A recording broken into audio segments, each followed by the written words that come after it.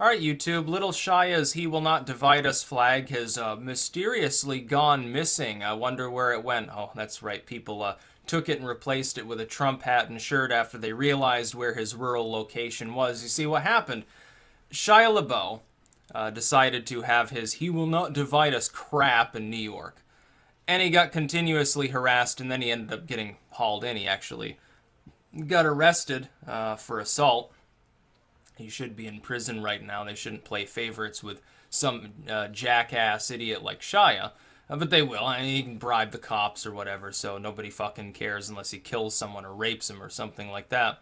So he puts up his live stream in New York, and people constantly harass it, and it basically causes a small-scale riot 24/7 because people know that they're dicking off in front of a live stream sponsored by a kind of celebrity, like a B-lister, I guess you could call him. So they decide to move it because they're like, well, you can't be in New York doing this anymore. We're tired of this crap. So they move it to New Mexico. And they set it up, and within a few days, of course, there's a shooting nearby, so they have to move it again. So then he gets he feels sad because he realizes that cities are shitholes because of the same policies that he himself supports. So he decides to put it up in a nice rural area out in a field.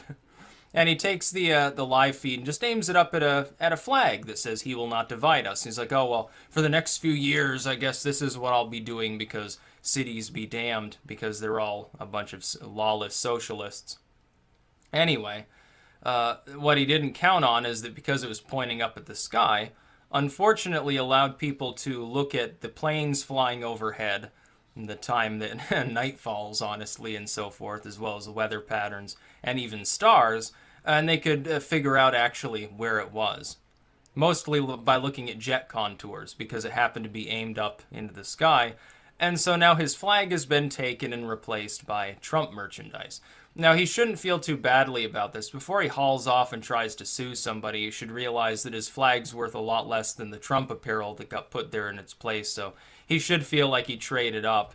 At least now he has the hat of the winning candidate, I suppose, instead of the flag of a bunch of idiot whiners. But you can bet he'll probably try again. Now, I wonder what he'll do next. And here's some advice for people. Not that I would condone any criminal action or anything like that. So disclaimer, I'm not. But if he should set it up like in a wooded area or something, look at the rocks and minerals and also the plants and potentially wildlife, and you can get a general idea where something is too. When you're looking at pictures, trying to source them, it helps to have a grasp of plant biology. It's not that difficult. I'm sure there are plenty of people on 4chan that do. So whoever got the flag, of course, an anonymous individual, kudos to you for taking this. That's some balls that it takes right there, number one. And number two, I don't know if you know this, but people are offering you upwards of $5,000 for the flag. They specifically want that one. My recommendation is definitely you should not do that because that would identify who you are potentially and get you arrested for, I don't know, vandalism or property theft or trespassing or something like that. It'd be better just to take a friggin' picture of it and smear your own shit on it or something like that. It'd be more legendary, too. That would be so funny. This is one of the funniest things happened in a long time. People, sort of the globalist folks, they want to pretend they're high and mighty. Oh, we've got so much intelligence. We're so smart. And yet, within 2 days, he gets outwitted on his supposedly secret flag location number one, which, wasn't even that far away from a main road, so I'm not sure what the fuck he was thinking. Number two, it required people to literally study, like, the movement of jet contours and things like that to figure out actually, literally, where it was. That takes a bit of intelligence, and I'm not sure exactly that people like Shia would have thought of such a solution to a similar problem. So he can go fuck himself. Because, I mean, this dude's barely a B-lister. Nobody knows who he is with the exception of He Will Not Divide Us. They know that he's a blowhard who sits there shouting at people that are 6 inches shorter than him and have showed up and barely even said anything. That's what he does for a living. Well, screw Shia. Who cares what he has to say? He's just another rich B-lister. Honestly, he doesn't have to deal with the fallout from the sort of policies that he himself supports because he leads a sheltered, gated community-style life. So screw off. Who fucking cares what he has to say? Who cares what he thinks? I I'm glad about this. Watching him get even slightly inconvenienced is hilarious. This has been happening over and over. He keeps getting outwitted. I can imagine when he's on his own, he sits there shaking and chanting, "He will not divide us," over and over. Oh, he will not divide us. He will not divide us. And then he lets out some sort of like Alex Jones style primal scream. Oh, he will not divide us. He just goes crazy. He goes shrieking naked through his house, pounding on the windows and smashing them out, throwing ththings around, throwing his shit around. That's what I imagine he does. You know, he's crazy. It's an embarrassment, honestly.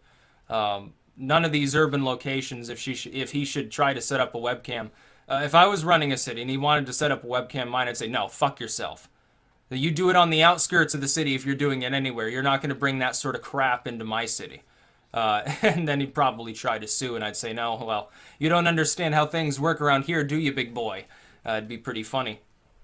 He's just crazy. You know, it's kind of symbolic, too. Because the idea of taking someone's flag is sort of dates back to ancient times. It's sort of, yes, we've certainly got the best of you, almost in a deified sense. It almost ties into the occult here. It's sort of the standard of your god or your pantheon or something like that. Of course, Shia's gods are multiculturalism, violence, homogeneity, trying to destroy national sovereignty, and wanting high taxes to pay for, I don't know, social programs he himself doesn't even really need to utilize. That's sort of his gods. That's the gods of the far left, the social justice warriors, you know, the remaining actual left, not the neoliberals, two totally different things. As far as I know, I think he's more of like a Sanders bleeding heart than he would be a corporate liberal. I could be wrong, but I believe that's the case. He's more of the way out there fringe loony of socialism or something like that. The funny part is, when he does crap like this, he's the one dividing people. Other people over time, left to their own devices, are just going to get along with business. They're just going to go on and do their thing and be Americans. It's people like Shia that try to crack them apart for their own dishonest gain. So I'm glad he's suffering under this right now. But again, my recommendation to whoever has that flag is no, you should not attempt to sell it.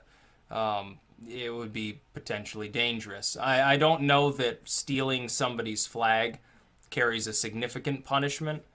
At most, I would assume you'd be looking at petty larceny, maybe in trespassing or something like that, criminal mischief. As far as I know, those are relatively minor misdemeanors on their own. But remember that Shia might try to sue you. That would be the real problem. Oh, yeah, it caused me pain and suffering. I want $1 million. You know, people who whine like that, they tend to do that sort of crap. Just lay low and, you know, keep it as a trophy, I guess, would be my recommendation. Man, it's, it's almost surreal to watch this stuff going on. In the current year, oh no, people should respect this sort of crap, says John Oliver as he watches the live stream and just says "drumph" over and over as his audience shakes, twitches, and laughs uncontrollably.